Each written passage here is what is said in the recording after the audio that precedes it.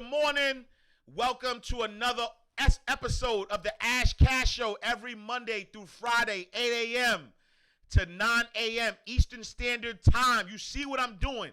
If you listening to the podcast, then you don't get the full effect. So make sure you go to ashcashtv.com. But you see what I'm doing. All black everything. That's how I woke up. Dressing all black like the Omen. That's how I woke up. I woke up all black everything. Just to be clear, 100% clear, all black everything. That's the time I'm on today. That's the energy. I'm excited today. It's a good day. Every day's a good day, but it's a good day today. And so we gonna get right into it. We're gonna talk about the news, everything. We're gonna talk about everything. All right. So let's start. Please go to the ashcastshow.com to subscribe to the podcast.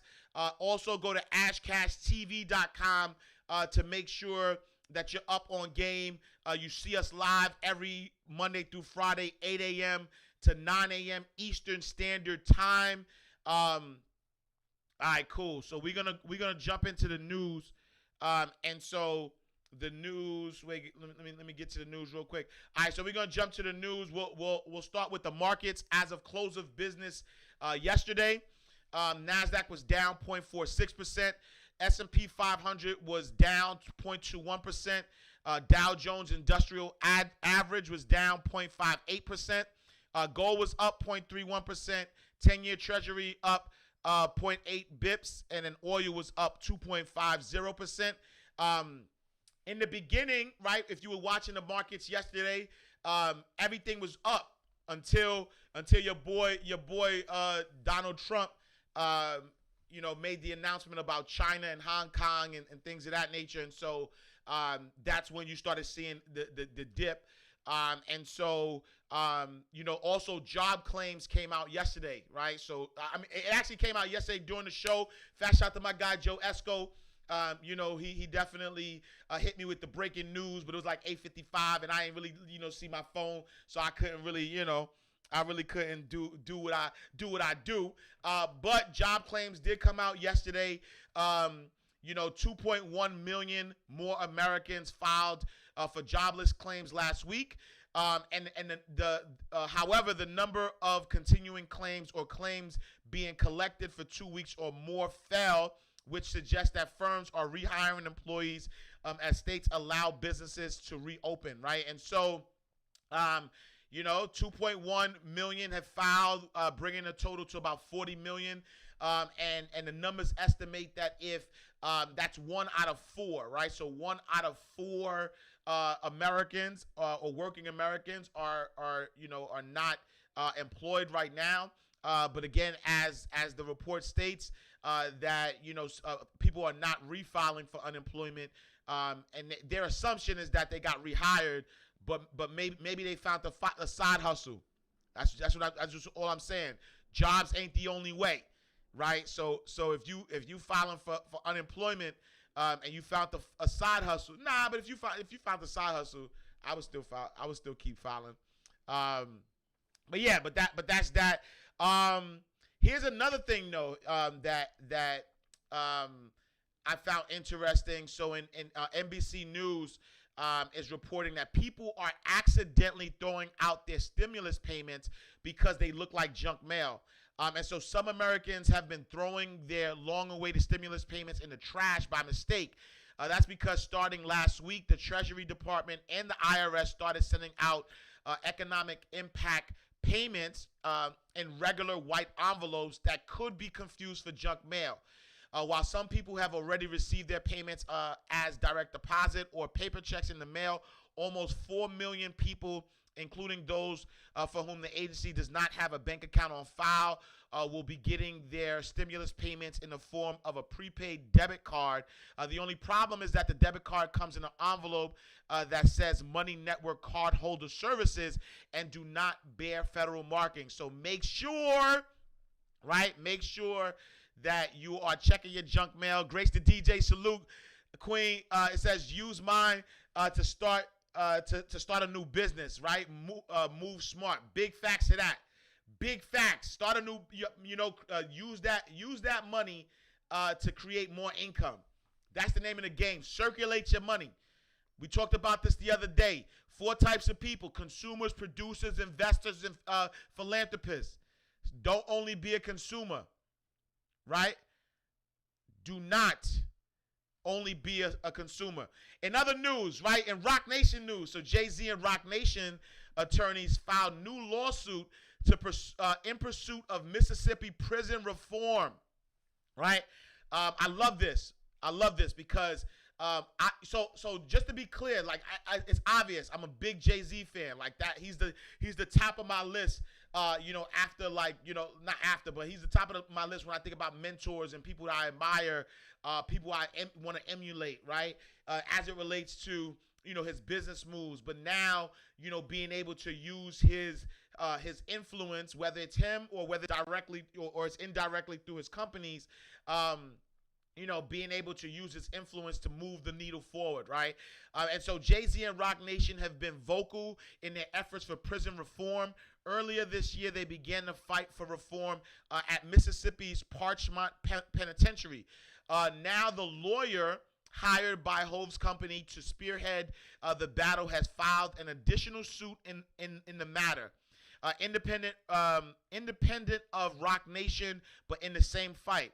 On Wednesday, May 27th, TMZ reported that RocNation attorney Alex Spiro had filed a suit against Centene, the parent company of the healthcare provider used at Parchment.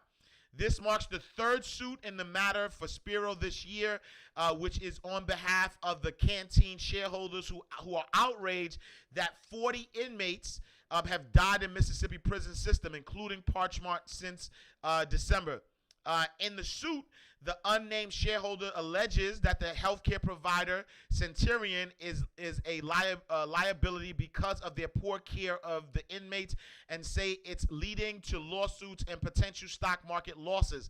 The suit cites poor mental health treatment and lack of testing for illness, particularly during COVID-19, and just some examples, right? And so, what happened to the sound? Wait, hold on. What they doing? Mic's super low to the max volume. Wait, hold on. What they trying to do to me? Wait, what they trying to do? Let's see. All right, can y'all hear me now? As long as you can hear, we good. Sound too low. Yeah, I don't know what they doing. I got my mic all the way high on Instagram. I got my mic all the way high. I don't know. Should I stop and come back Instagram? I can hear you fine on IG. All right, we good now? Let me know if we good, cause y'all need this work. All right, and actually I didn't check Facebook, right? So this is what happened. Live show. I appreciate y'all. This is how we do it. I appreciate y'all. So I didn't check Facebook. So let me just make sure everybody can hear me on Facebook as well. All right, bet. So we good on all ends. All right, let's go. So yeah, I appreciate y'all for letting me know. But I bet. So yeah, so the fight continues to go on, right? As it relates to Jay-Z, RocNation filing a lawsuit in pursuit of Mississippi prison reform laws. I've been seeing a lot, about the prison system, mass incarceration. If you haven't seen the documentary 13, please, see it. The new Jim Crow is also something that needs to be seen. So I am applauding the efforts that are being made, as it relates to prison reform, because, when you think about slavery, slavery was abolished except if you're in the prison system. And so there's a lot circulating about that, and it's all economics. It's all economics, right? Because I watched something yesterday that was saying how a lot of the prisoners are being hired by wealthy families to work for 40 cents an hour, right? And then when they get out of prisons, those same jobs that they were doing when they were locked up, they can't do them anymore. They're not hiring for those positions, right? And so it's all economic. It's all economic, right? And so stay tuned for that. Coronavirus, right?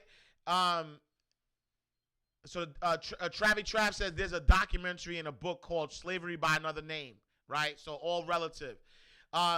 In other news, right? So Bucks owner says the NBA could meet early next week on vote on how to restart the season. So with nothing.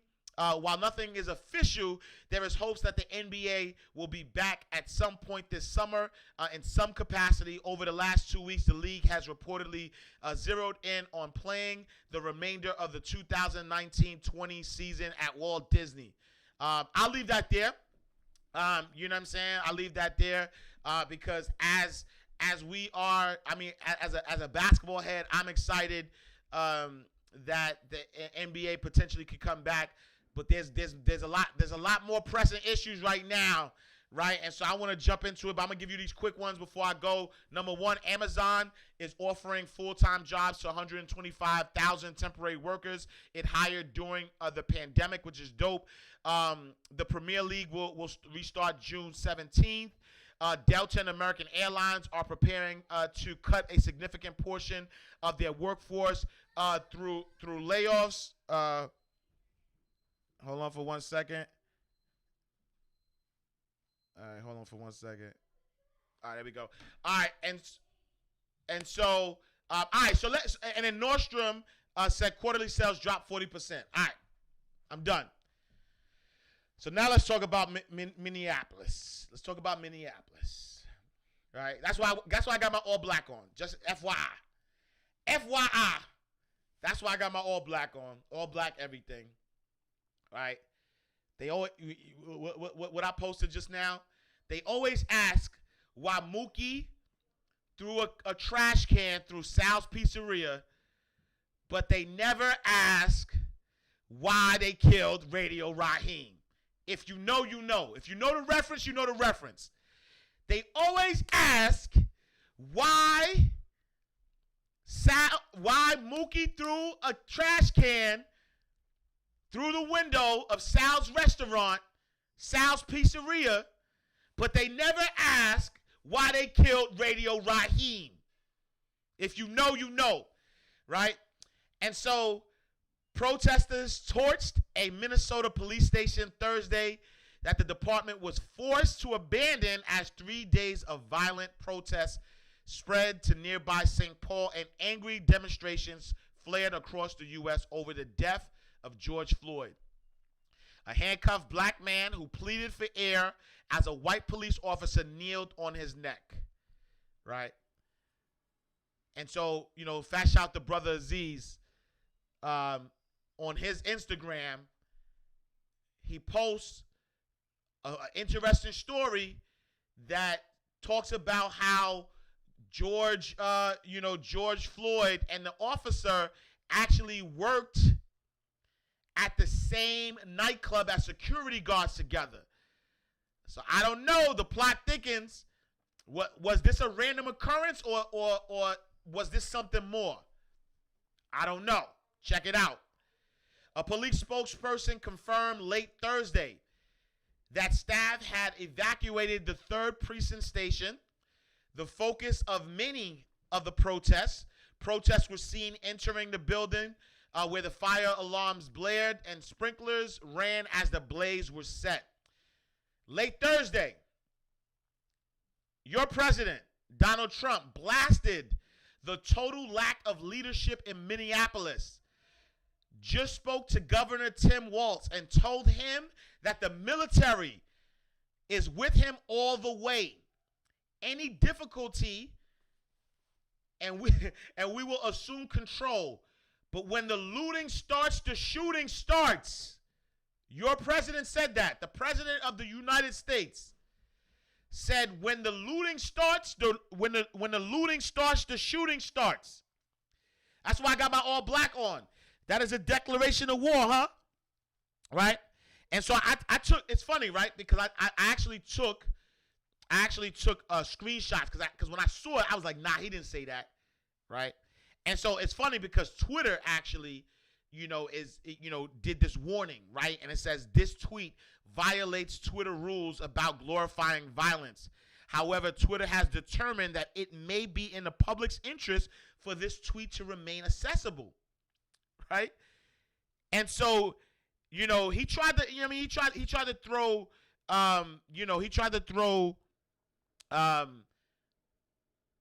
George Floyd's name in there, right? He said these thugs are dishonoring the memory of George Floyd, and I won't let it happen. Just spoke to the governor, right?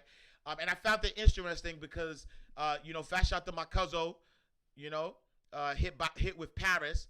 She sent me, a clip of actually two clips. Actually, one clip was actually of a police officer, right? They have him on video, a police officer actually breaking windows, right? And I don't know, allegedly, because I don't know if he's a police officer. I know he was white, though, right? Or he had fair skin, right?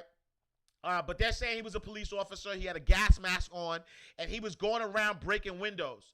And so the clip is like, they're not showing that on the news, that they did not, like the protesters are not the ones who started the looting and the rioting, right? Then I saw another clip of someone who wasn't black or brown running out the store with stuff, right? And so when you think about that, they're not showing that, right? And so there's always been this narrative, that has been painted, right? There's been this narrative that has been painted around looting, around what's really going on, right? And so it leads me to the solution. What's the solution? And salute to my guy Shabazz Bailey. Shabazz, man, shout out to you, brother. And so Shabazz Bailey, that's my brother. He posed this question the other day, right? And he asked about buying municipal bonds and forming super PACs, right? And when he asked the question, I said, all right. I answered the question. But he gave further clarity on it. And it was so eloquent. I'm going to read what my guy Shabazz Bailey says, right? So I'm going to read what my guy says, right? And it says this. First off, as a whole, if you feel that police brutality in your county is unacceptable, then the first plan of action is to unite and form a super PAC. With the super PAC, you buy municipal bonds and use your economic influence to select electives who will have your super PAC's best interests at heart. By buying a county's debt, you then gain control. We talked about this last time, right? Own nothing, control everything, right? So by buying a county's debt, you then gain control. If enough entities buy municipal bonds, you could bankrupt a city or a county.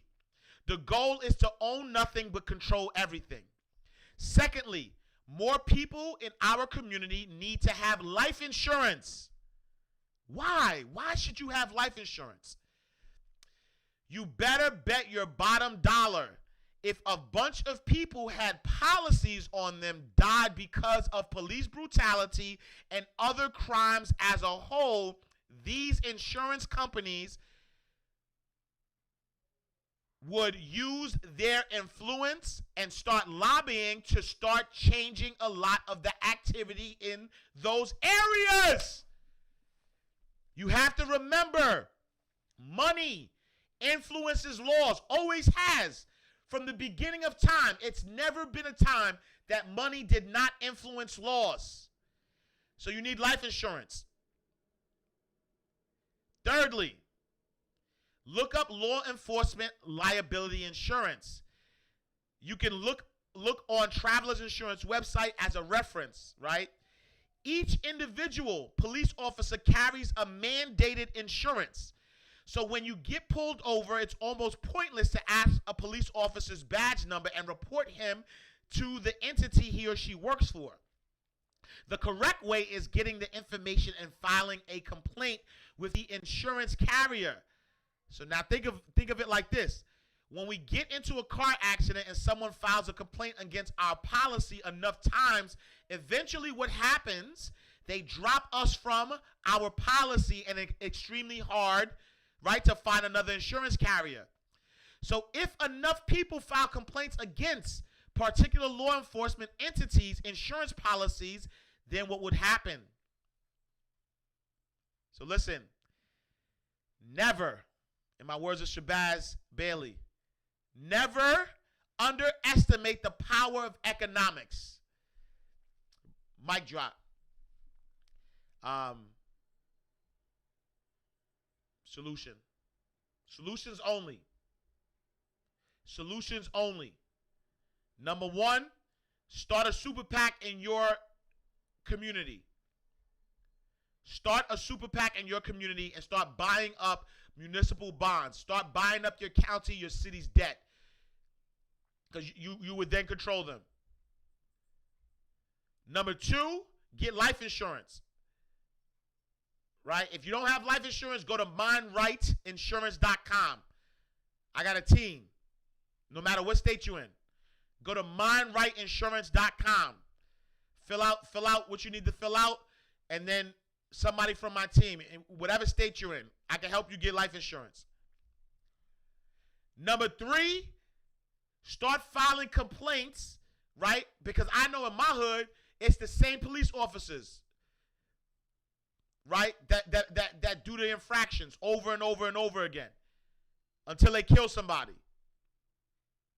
Yes, mindrightinsurance.com. So mindrightinsurance.com. And so now you need to also start filing claims against their insurance policies, right?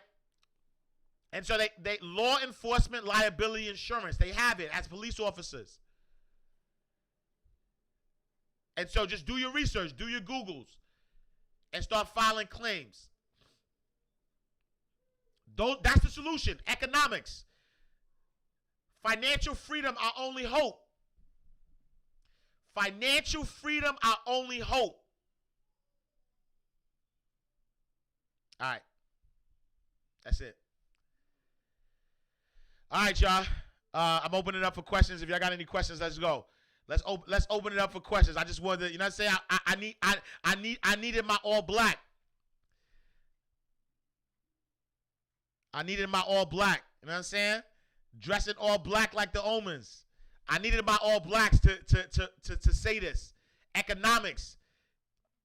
It ain't an option no more. This is life or death. This is life or death, y'all. This is it. This is it. This is it. This is not a this is not a fire drill. This is not a fire drill. Right? And so a little Prince of Israel asked, what's a super PAC? Right? So it's PAC. Right? Political Action Committee. I think that's what the C stands for. Right? Right? Political Action Committee. And you form one. Right? Does the municipal PAC have to be an LLC? I would make it into a one entity, right? That's a great question, right? I would make it into an entity and you know, speak with an attorney, you know, CPA, to make sure that the entity that you're filing the right entity. But what you want to make sure that you do is, the reason why you wanted to make it an entity is because you want other people to be able to you know, to put your monies together. Right? And so you want it to be a collective. So I don't want you to just start it yourself, right? There's power in numbers. And so I want people, right, to get themselves together, put their money together, right? If 10,000 people took their stimulus package together, that's $1 million that you could buy in municipal in your city's debt. $1 million, which, depending on the size of your city, goes a long way. right? In a city like New York City, maybe you need more people. But I'm pretty sure in Minnesota, $1 million, 2 million, 5 million goes a long way. Right? And so yes, I say this all the time. What does the African proverb say? If you want to go fast, go alone. If you want to go far, go together. Group economics. Group economics. That's another great question. Do you have to live in that city to own their debt? I'll double check, but I don't think so. I'll double check. But I'm pretty sure that you could buy municipal bonds without having to live in that city. But if anybody knows the answer, let me know. I'll double check though, and I'll give you the answer to that. But start a super PAC, right? Get organized. Group economics. And then get life insurance.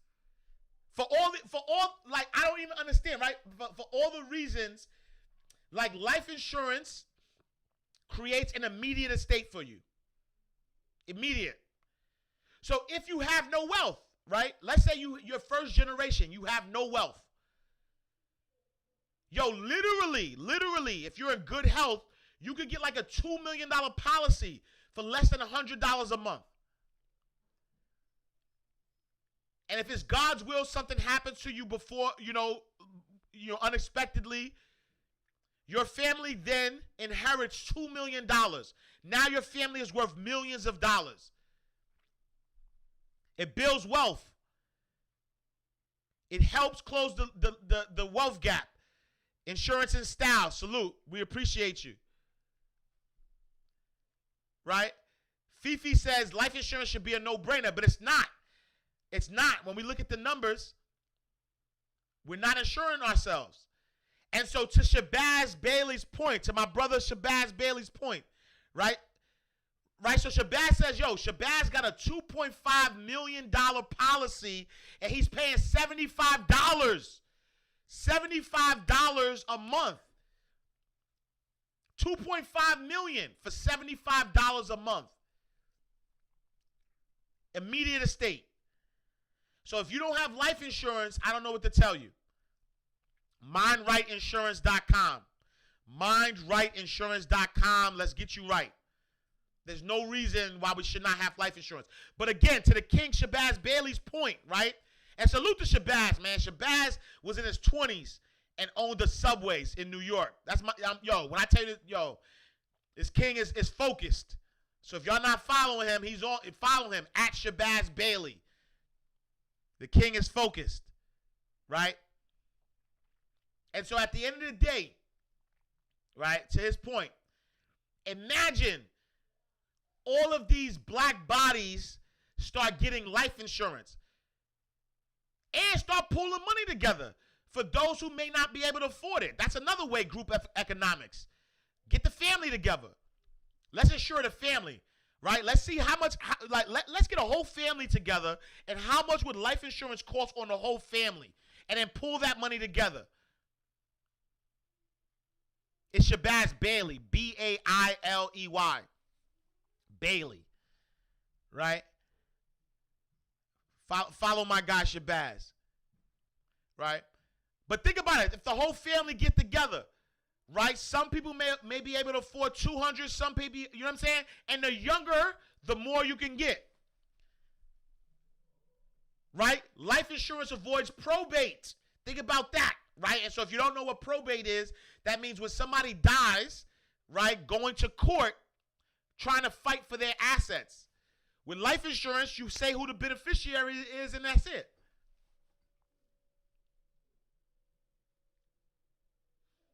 All right, what questions y'all got? Off my soapbox, because we got like 20 minutes. MJ DeSoul says, we need our own banks. I agree. I agree wholeheartedly. Happily Eason asks, should we get term or whole life? Right? To start, so this is what I would say. I would say let's do a consultation, mindrightinsurance.com. Because both have their benefits. Because to MJ DeSoul's point, we need to start our own banks. You can actually use whole life insurance as a way to start your own bank, right? Term life insurance, it gives you a lot and it's cheaper, right? And so you could definitely go term, right? You could definitely have a term life insurance policy because you could get a lot more and it could be cheaper, right? And yeah, to insurance and Styles' point, term is great for big amounts, right? Right. So when you think about $2.5 million at $75, right, that big amount you could get with term. But with whole life, though, you could create your own bank, right? If you overpay your cash premiums, you can have a bank that you could borrow from without ever having to borrow from the bank. I'm working on something that will break all of that out. Family wealth secrets. Yes, I'm working on something called family wealth secrets, and that's in that. I'll give you the step-by-step blueprint. Step-by-step blueprint. I'll tell you how. Right? I'll tell you how. No longer let's stop playing, right? I was passive about this. I'll be honest with you. I'll be honest. I was passive. Yes, Happily Easy says sounds like it's wise to get both. Absolutely. I was passive about this. I was passive about the power of economics. I said, yo, if my people get it, they get it. That's it. I was being passive. I can't do it no more. It don't sit right in my spirit. It don't sit right in my spirit. I can't. I can't do it. I can't. Right? Like when your higher power asks you, you know what I'm saying? When your brother was hungry, did you feed him? The answer gotta be yes. And I ain't talking about food either. I ain't talking about that. Right?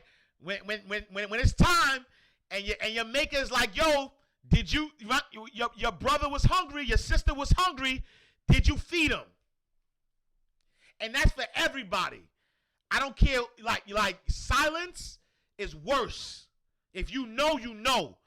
But if you know, you got to spread that word. You know what I'm saying? And so I was silent a lot. Passively. Like, oh, I'll write a book.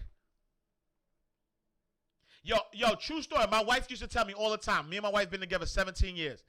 My wife used to tell me all the time, like, yo, you like, because we have great intellectual conversation a lot. And I get angry, though. I get angry, but I never show that anger online. I was like, nah, I'm good. You know what I'm saying? If they get it, they get it. I can't. So yeah. And this show is helping me bring that out, but everything in God's timing, though. Because this is not a test. This is not a test. This is not a test. All right, let's go.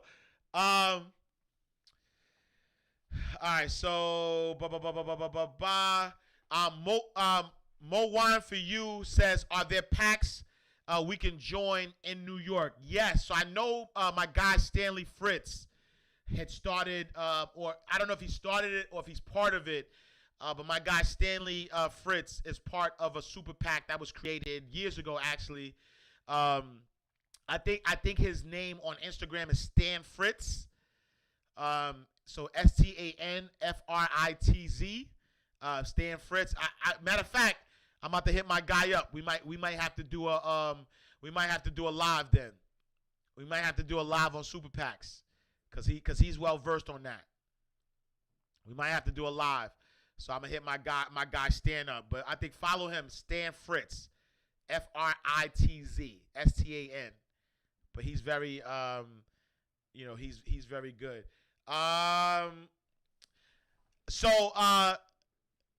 Casada Driana, Cassie Dread Driana, says, is index universal life a good idea for life insurance? I think it is. Yes. I think that indexed universal life is good. Is a good idea for life insurance, and the reason why, because I believe that it helps build your bank. Right? It allows you to participate in the markets, right? It allows you to, have some type of security in your So think about this, right? If you are investing in an index fund, straight out using an index fund, without life insurance, right? Oh, Cassidy Adriana, I'm sorry, Cassidy Adriana, my bad. Right, but if you're investing in an index fund without life insurance, there's no guarantees on it, right? And then, but if you have an index universal life, it allows you to participate in the markets, but you still have a guaranteed death benefit, right? And so I do think it's a good idea for life insurance, absolutely, without a doubt. MindRightInsurance.com. MindRightInsurance.com. Booker Jill says, is it MindRightInsurance.com? Yes, MindRightInsurance.com. So let me just make sure we still live. www.mindrightinsurance.com. I got a team in all 50 states. Yep, there we go. MindRightInsurance.com. And so you pull that up, you'll see that right there. You know what I'm saying? You'll see that. And then you watch the video, or you just scroll. You put your information in, right? Name, email, state, age, gender, and then somebody from my team will follow up with a quote. Then we'll do an appointment. But make sure you get that insurance done. We got 10 more minutes. What questions y'all got for me? Let's do this. You know what I'm saying? What questions y'all got? Let's see. Did you see the arrest? Oh, thank you. So Natalie Delville, I didn't talk about this, right? So thank you for bringing that up. Right, the arrest of the CNN reporter this morning. I saw that. That was disgusting to me. Like, I was disgusted watching that. I said, "Oh my God, this is real." Right? Wait, hold on. Bass Moreno. So somebody says Bass had a good question. Yeah, that was disgusting. And so if you didn't see it, there was a black reporter who the police was asking him to move, and he said, "Sure." Oh my! Like, he was so pleasant, professional. He was like, "Sure. Oh yeah, just tell me, just tell me where to go, which way to go. I'm there, blah, blah, blah." Like, he was like really, really professional, really cooperative. And nobody said anything to him. So he kept recording, and all of a sudden one of the cops was like, "Yo, you under arrest." Like, under arrest? Yo, watch it. Yeah. So it's all right, so Bass Moreno says, should I keep my money in a CD account or use that money to get investment account on my kids? I think you're losing money in a CD. You are losing money in a CD. Because in a CD, right, you want to be able to at least beat inflation. And so right now, CD rates are less than 1%. Which means that you're locking your money for less than 1%, where you could probably get more of that. You'll probably get a higher interest rate in a high yield savings account than you do in a CD, right? And so for those who don't know, a CD is a certificate of deposit. And so no, take your money out CDs. CDs is like old school, right? Like if you old school, like if I know when I was coming up, my mom, God rest her soul, would always talk about like what was the name of the bank? It's a CVS now too. Damn. It's with an E. It was like a savings bank. We used to go all the time too, man. I forgot. But it's on 96 in Amsterdam. And we used to go to that bank all the time. And she had hella CDs, right? And so CDs is, take your money out of CD. There's no reason. I don't even know why they still do CDs. Mo Wine for you say CDs are for retirees. Not even. Retirees could get better money. You know what I'm saying? Like, think about it. High yield savings account get you. You know what I'm saying? And it's FDIC insured. So, EAB. Yes. No, that's a fact. Yo, that's the name of that was the name of the bank. EAB. It was a savings bank on 96. Yo, fat shout to y'all, yo. Fat shout to Mom Dukes. It's a CVS now. It's a big CVS, but it was a big bank. I remember on a corner of 96 in Amsterdam. Yo, we used to go in that joint all the time. In fact, one day I'm gonna do a documentary.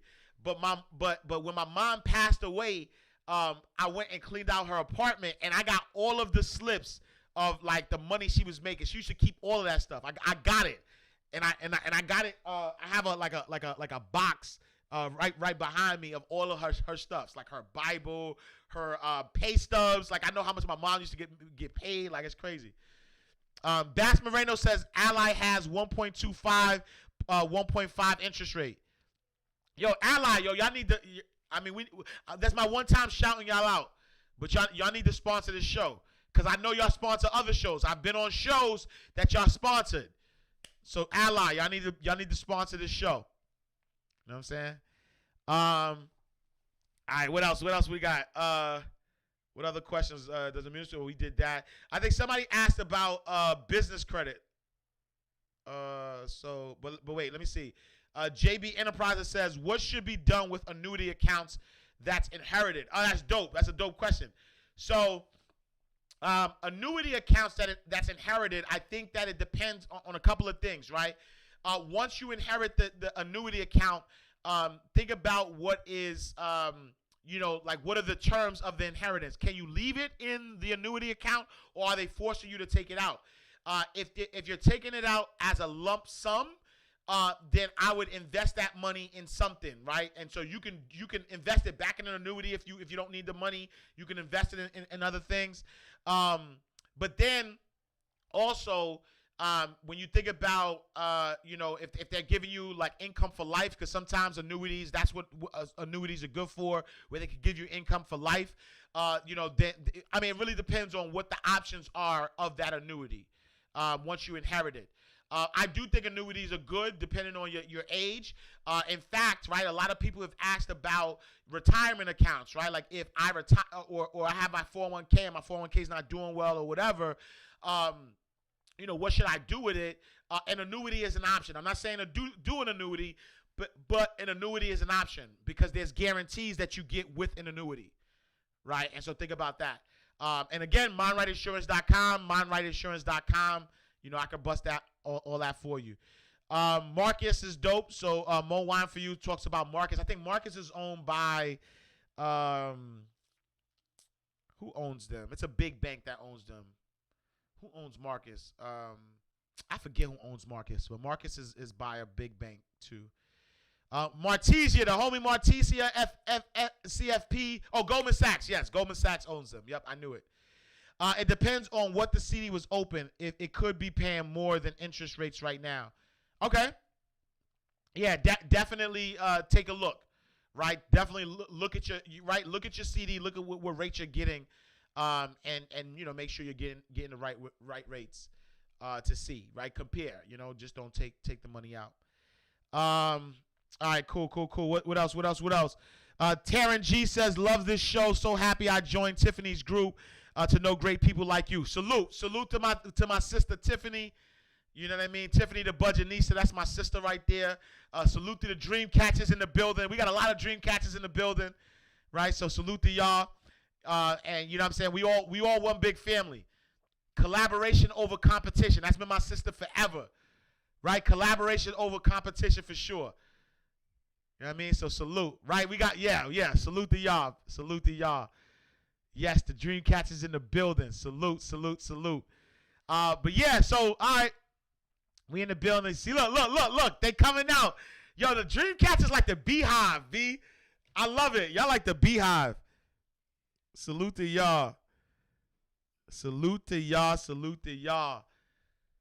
All right, so what other questions y'all got? I mean, I'm you know what I'm saying? We good for another 7 minutes. You know what I'm saying? We good for another 7 minutes.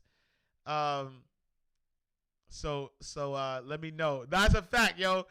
I need my own beehive, be the Mind Right Moguls, be. We need to, you know what I'm saying? We need to mob up my Mind Right Moguls. Yo, the dream catchers is in the building deep, yo. The beehive is in the building. All right. Oh yeah. So Little Prince of Israel. Can we talk about credit? Yes. So somebody asked about business credit. Business credit is very important. I think that with business credit, in order to get business credit, you do not need your personal credit to do it. You just need to set up your business the right way, right? I actually have a webinar. If you go to mindrightmoney.com and then under resources, hit business credit, then there's a webinar that you can register for where my guy Steve, we talk about business credit and why it's important, right? So business. In fact, shout out to my guy Steven too, because I saw his live the other day where he was showing how he got 25,000 added during right, 25,000 in credit added to his line during this pandemic because he had his business set up the right way, right? And so you have to have it set up the right way. I don't want to setting up the right way just means that you have an address, right, a business address. You have a business phone number, not just your cell phone number.